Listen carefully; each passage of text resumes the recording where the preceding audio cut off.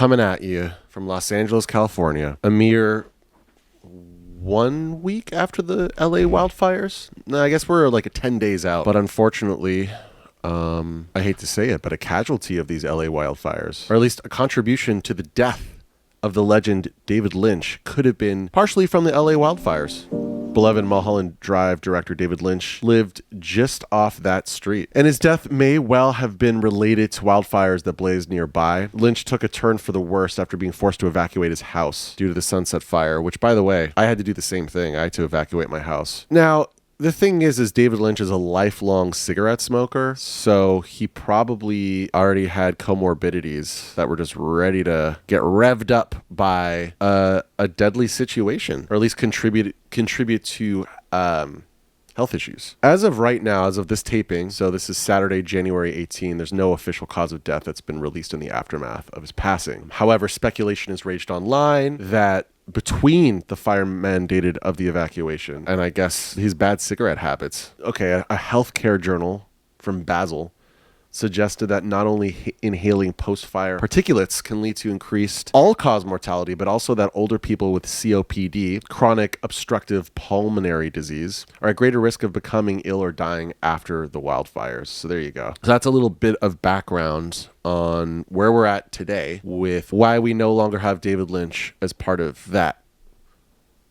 material. I remember the first time I saw the movie Mulholland Drive with my buddy Harry. We saw it in theaters in 2001, and I still remember to this day being in that movie theater and being perplexed by how bad Naomi Watts' acting was. And it wasn't until the last half an hour where I was like, oh, she's bad acting on purpose because it's a dream. She's one of the best actors at acting bad on purpose I've ever seen. I fucking love that movie. It's one of my favorite movies of all time. Let's explore some other aspects of Lynch that maybe aren't being as discussed as much. Considering I'm just going to say up front, I wouldn't consider myself a film buff. So instead of focusing on what made him brilliant as a filmmaker, I thought I'd focus more on more on the musical aspects of David Lynch and maybe the metaphysical aspects of David Lynch, including his PhD levels worth of knowledge in TM, also known as Transcendental Meditation. We, as in Buttons and I, interviewed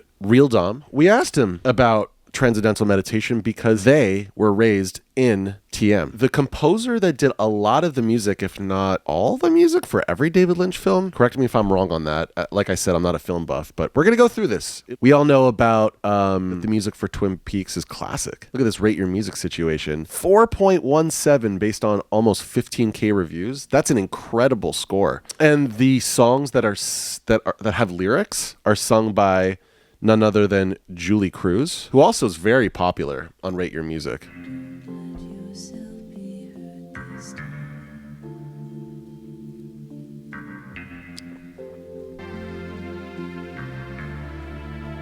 This musical aesthetic, this palette we're hearing is very Lynchian, and it's very typical of Angelo. It also appears that, look at this. Angelo and Julie died the same year. Musical collaborators. She died June 9th, 2022. He died shortly after on December 11th.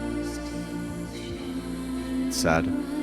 All right. Lots of classic David Lynch films, including Blue Velvet. I guess he didn't do the music for Wild at Heart? Oh, no. He's got some jams on this, but he didn't do the whole soundtrack. There's some Rubber City. There's some Chris Isaak. I find Julie musically to be very adjacent to Chris Isaak. I think it's more that style than shoegaze. I've seen Julie Cruz being considered shoegaze. Yeah, it is dream pop, sophistopop, ethereal wave, adult contemporary. I'm down with all that. Okay, why don't we listen to the titular track, Mulholland Drive. Give me that dark wave, adult contemporary.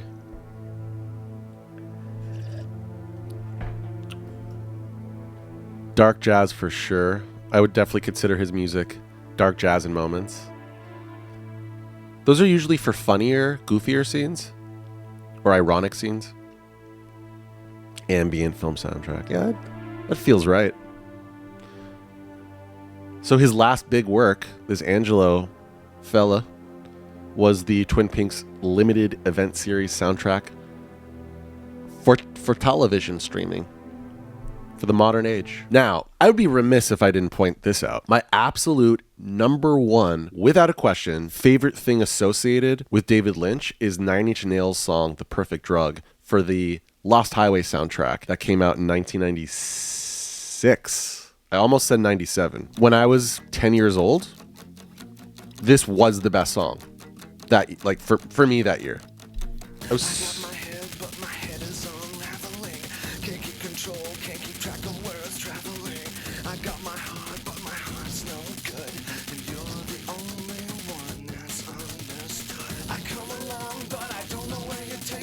This still gives me chills listening to it now. It's probably my favorite Nine Inch Nails song, to be honest with you. The more I die, I want you. This song's also so proggy. I love this song. I would venture to guess Trent is playing every instrument and producing, mixing, engineering, everything. But I want to confirm that. Oh, look at this. Danny Launer is considered a co-write on this song. I only mention this because we know people in common. I've never met Danny, but I know people that know him. Let's just put it that way. And he's worked with The Perfect Circle. He was inducted in the Rock and Roll Hall of Fame with Nine Inch Nails. He's performed on releases Marilyn Manson, Rob Zombie, Tommy Lee's Methods of Mayhem, Wes Borland, Billy Howardell's solo projects. That makes sense. It's interesting, too, because listening back to this with fresh ears, all these years later, there's all these Trent Reznor tropes in this song, but this is when it was fresh. He still does these tropes 25, 30 years later, and it's like, yeah, for the most part, it's pretty stale, because it's just rehashes and retreads of this, of what made this so exhilarating, and it's still exhilarating. I get chills listening throughout the whole song. This song also foreshadows what we would get on the masterpiece double disc album, The Fragile, which came out 2.5 years after this. Let's go back for a second to this Transcendental Meditation situation with Mr. Lynch. I'm sure he's going to leave a huge legacy behind with that community. By the way, the physical base for that community is in Fairfield, Iowa. I really don't know how much time he spent there, but I do know that Oprah visited Fairfield, Iowa to check out the TM Center many years ago. From the archives, David Lynch on TM. About 18 million Americans meditate, including some very bold-faced names.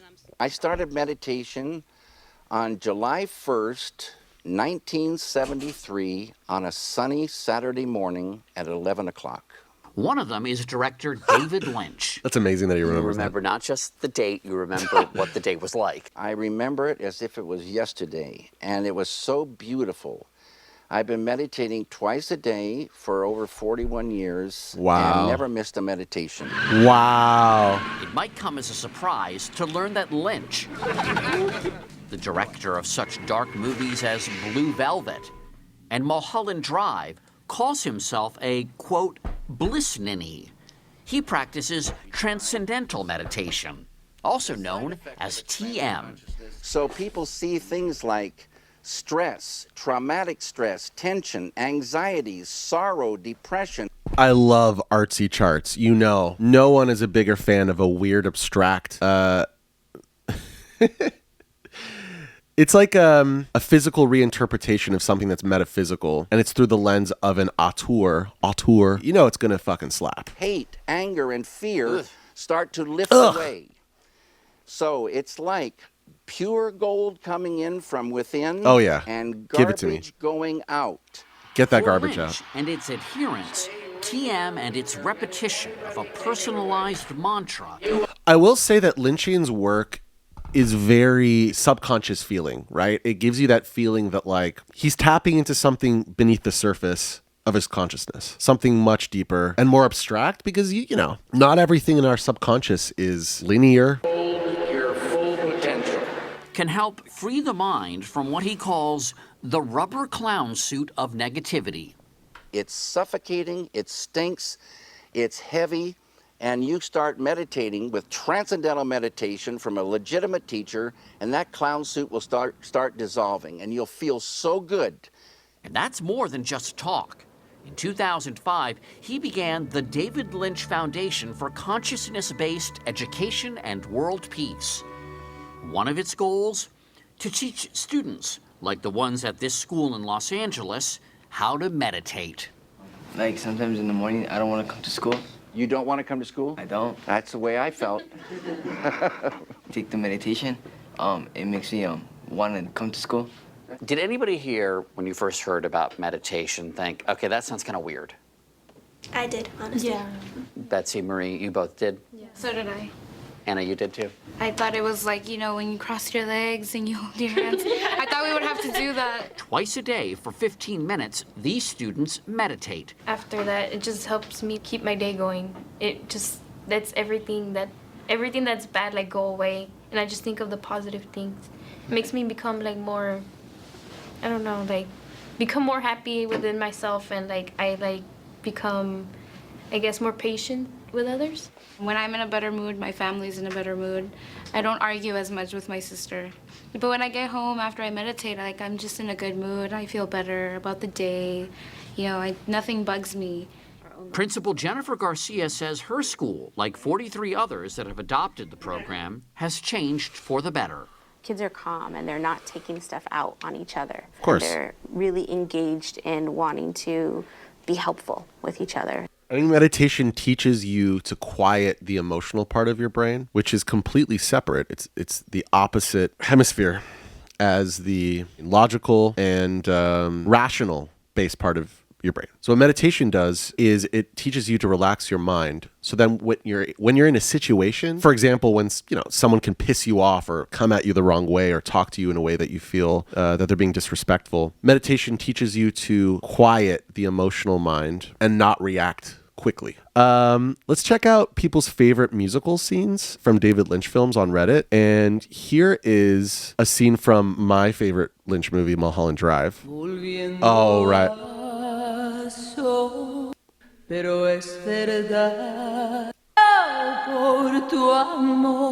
It's abstract. Oh boy. What else do we got? Chromatic Shadow, Twin Peaks Season 3. This is from the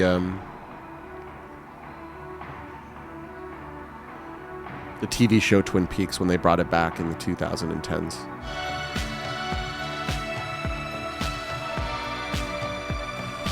I mean, stylistically, it's very Lynchian. It has that do do do do do do do do do do do do do do do do do do, which is an aspect. This like throwback 50s vibe is definitely a flavor in the music used in Lynch films. But it's like a combination of that 50s pop vibe mixed with an 80s synth dark wave ambient vibe. And then if there's vocals, like a dream very breathy and icy dream pop vocal aesthetic on top of it. That's kind of how I see the Lynchian aesthetic musically. If I were to like generalize it. Oh, also the Pumpkins, same soundtrack as this Perfect Drug Situation off the 1996's The Lost Highway. I love this song, and I've seen them play it live. Ugh. I would so take a 1996 Pumpkins any day over a 2024 Pumpkins that has Jimmy Chamberlain in it. Because remember, Jimmy was kicked out at this point for contributing in the touring keyboardist ODing on heroin. They were doing heroin together, and the keyboardist died, and Jimmy got kicked out. So songs like this that came out after Melancholy don't have live drums on it because Jimmy was fired. So the point being, this era where Pumpkins went sort of more goth wave, the post Chamberlain era before he returned in 2000, I would take that any fucking day over anything they've done over the last a million years. But just if we're considering when Jimmy and James came back, this is way better. Sorry, I know every show I'm like shitting on Pumpkins, but I'm just such a big fan of this that I can't help it.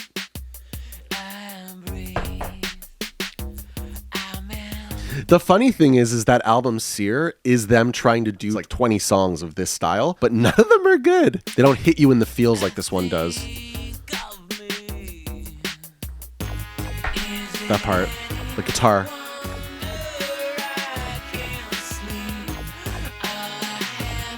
And the vocal melody is good. And it has the womp womp that he uses in Ava Adore. Back to this Reddit thing. Let's see In Heaven off of Eraserhead. I'm sure I'll recognize it when I hear it.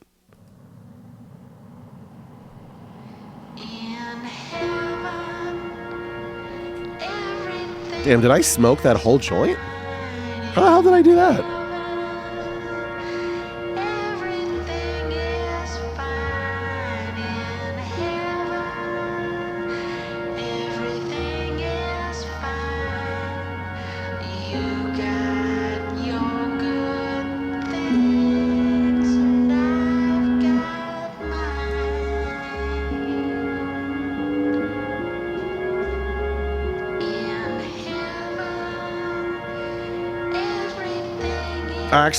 I'm not familiar with the song.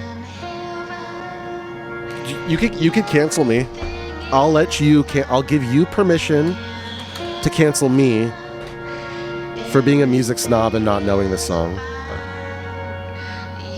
I only watched Eraserhead once in college.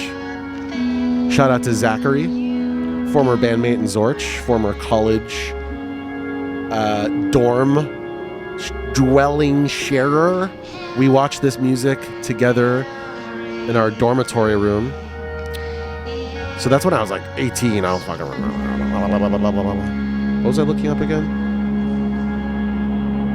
Oh yeah, I was gonna... Good shit. We gotta get to Blue Velvet. Just touch on Blue Velvet a little bit. Then I think we can move on.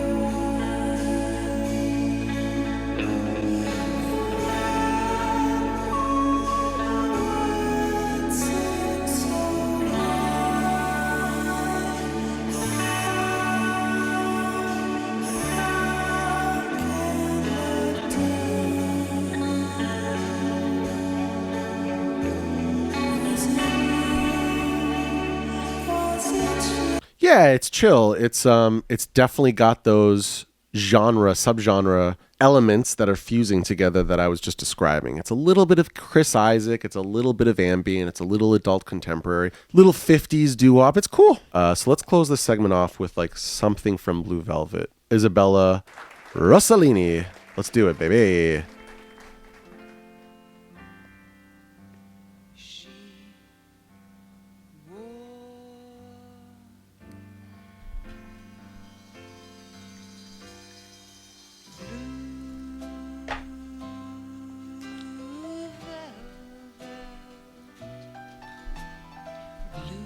Love these two actors, Kyle MacLachlan and Dunn. What's her first name again? Laura Dern. I saw Laura Dern at a bar when I first moved to LA. I was pretty starstruck. She's just such a fucking good actress. I mean, Kyle MacLachlan, they're on the same level. They're both incredible.